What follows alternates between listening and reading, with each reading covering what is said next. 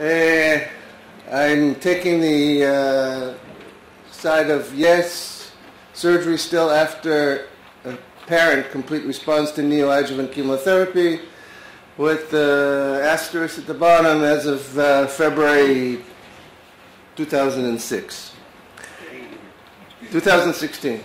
Yeah. And Professor Inbar, this is your last chance to join our breast surgery club. By the end, I think maybe you'll be convinced too. And it says once you pay, you get a discount even on your breast surgery.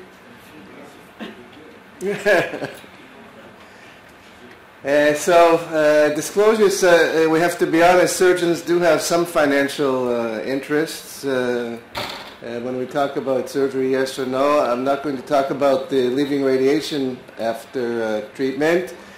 And I have to admit, we were talking for a few minutes, I've begun to feel very uncomfortable about doing mastectomies for patients with ER-negative, HER2-positive disease when everything melts away, when they started with multifocal disease.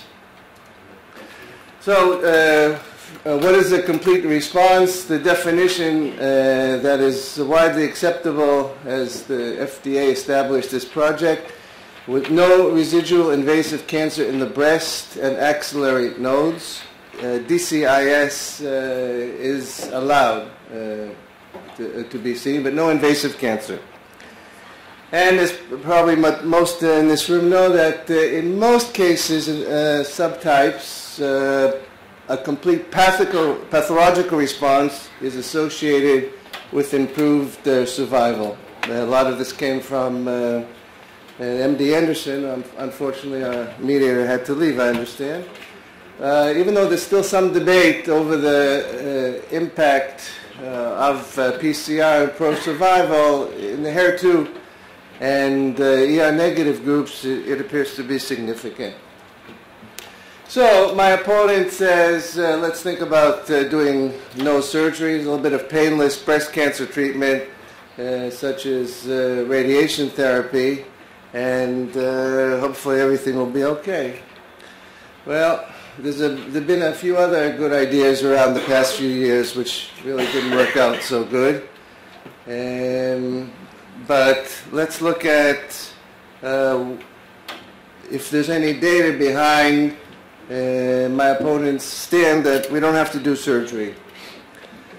This was an ad campaign in the States many years ago for a hamburger chain. They asked, making fun of the competitors, where's the beef? Where's the meat? So where's your data, Professor Inbar? Let's try to go look for it to see if we can find something to back you up. A few months ago, the group from Heidelberg published in the Annals of Surgical Oncology another paper, Can Routine Imaging After Neoadjuvant Chemotherapy in Breast Cancer Predict Pathologic Complete Response? And the bottom line was, they said, neither MRI nor mammography nor ultrasound are able to diagnose a PCR with sufficient accuracy. This is in addition to a number of other papers in the literature. All would say the same thing. And the Translational Breast Cancer Research Consortium trial looked at MRI as a predictor of pathologic response. Most of us do MRIs pre and post. Some of this including your colleagues, Dr. Udis, in which the overall accuracy of MRI predicting complete response was 74%. Not very good. So, but can we predict a complete response or a pathological complete response by minimally invasive techniques? In other words, doing needle biopsies. This was published in the British Journal of Cancer just a couple of months ago. And again, the overall accuracy of minimally invasive biopsy was not sufficient or acceptable to suggest changing clinical practice. But when they did the stereotactic biopsy with more tissue, it seemed to be a better predictor. But as those of us who see large cancers, multifocal cancers, going back and doing multiple stereotactic biopsies from different places seems very impractical. So I looked and I tried to find some way of defending my opponent's stand, and so I found this paper from France also a few months ago. I like the French. I spent some time in Paris with Krishna Kloof learning oncoplasty, and the heading is Time to Reconsider the Standard Attitude. And so I opened the paper hoping to see maybe the French would say we can avoid surgery, but even the French said breast-conserving surgery should be standard practice for most patients, with mastectomy relegated to those with positive margins on the lumpectomy specimen. So nothing much in the literature which can really back us up.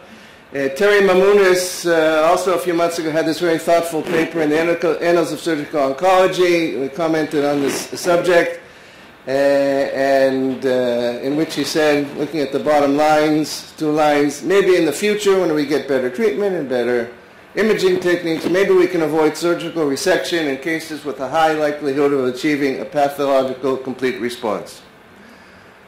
And so, finally, just a philosophical question. Some of these patients in which you have appear to have a complete response, we all see these patients, some of them have non-invasive disease when we operate on them.